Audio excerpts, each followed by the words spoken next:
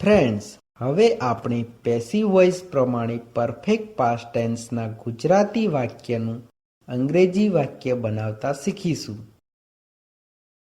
Friends, યાદ રાખો, I, he, she, it, we, you, they, any name આ બધા સાથે હેડ વપરાય છે. ફોર્મ્યુલા: પોઝિટિવ એટલે કે હકારવાચક વાક્યો માટે object plus had plus been plus verb 3 plus by subject plus other words આ ફોર્મ્યુલાનો ઉપયોગ થાય છે.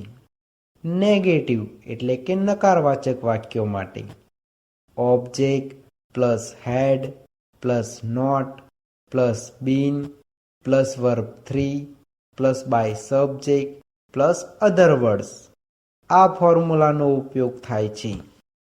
ઇન્ટ્રોગેટિવ એટલે કે પ્રશ્નાર્થક વાક્યો માટે had plus object plus been plus verb 3 plus by subject plus other words plus question mark આ ફોર્મ્યુલાનો ઉપયોગ થાય છે.